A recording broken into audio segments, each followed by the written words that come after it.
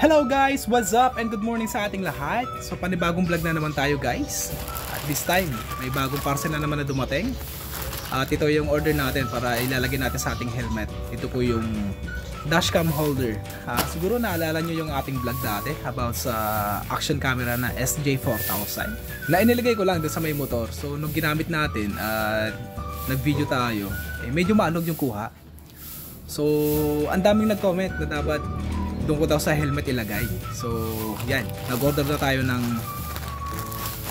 dashcam holder. So tatry natin at i-review natin ulit kung yung SJ4000 cam, yung kuha niya ay mas magiging maayos na ba, kasi dati medyo maalog eh. So now, ang gagawin na lang natin, i-unbox natin, tapos lalagyan natin sa helmet. At the same time, magbumotor ulit tayo guys, tapos i-review natin yung kuha ng SJ4000 cam kung mas okay siya pag nalagyan na doon sa helmet at hindi doon sa may motor lang. So yan, unbox muna natin guys itong nakuha natin parcel. Okay guys, unbox na natin. Wala natin eh. Okay, ito na siya guys.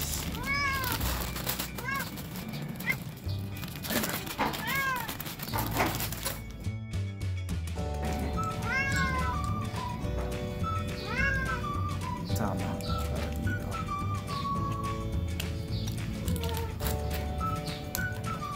Ayun naman, lalagyan na natin dito. Paano ba siya ilagay? Ayan ba?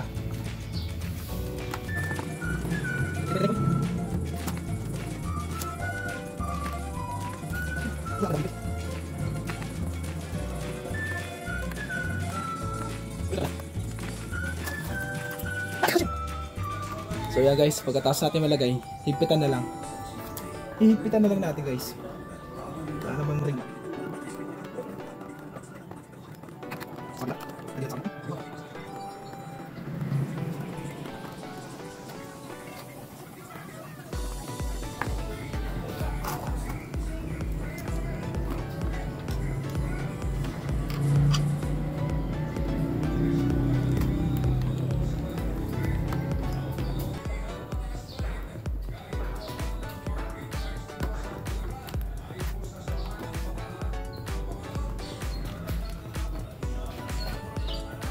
So ayan guys, okay na tayo. So mamaya adjust na lang natin kung saan maganda yung kuha. So yun, subukan na natin guys. Magbumotor na tayo. Tara!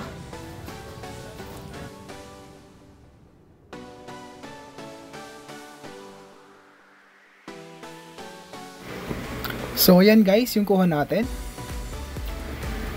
So upon review ko naman, medyo okay na siya ngayon. Compared naman sa dati, nasa motor lang yung dashcam.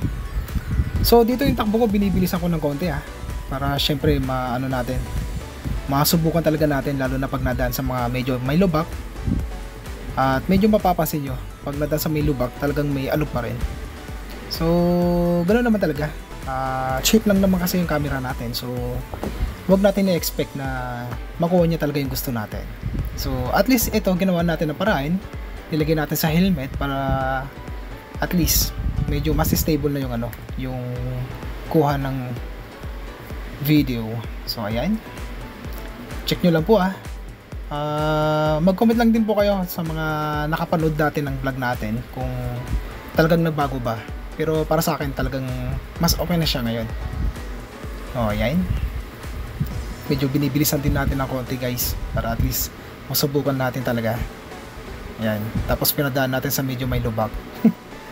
Para naman makita natin kung talagang medyo malug talaga. Pero para sa akin, yan medyo mas okay na siya ngayon. So, yun. Ito pa yung review natin guys. So, ayan. So, ngayon ito naman yung yung panibagong video natin na which is nilagay ko ulit sa motor. Para mapag-compare natin mamaya.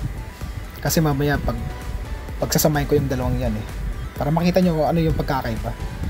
So ito, bibilisan din natin ng konti Yan, nadaan sa may lubak. So yan guys, panoorin nyo na lang. Tapos mamaya i-review natin.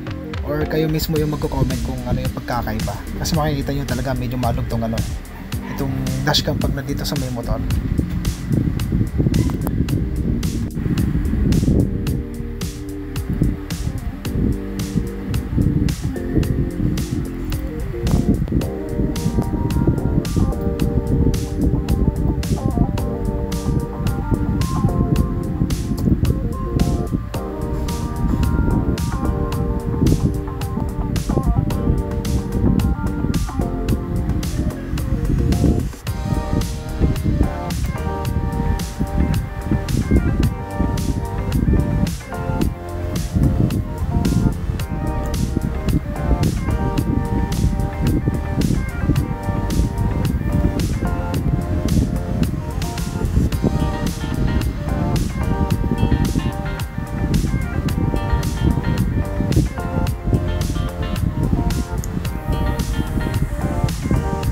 So yan guys, pinagtabi na po natin yung dalawang video.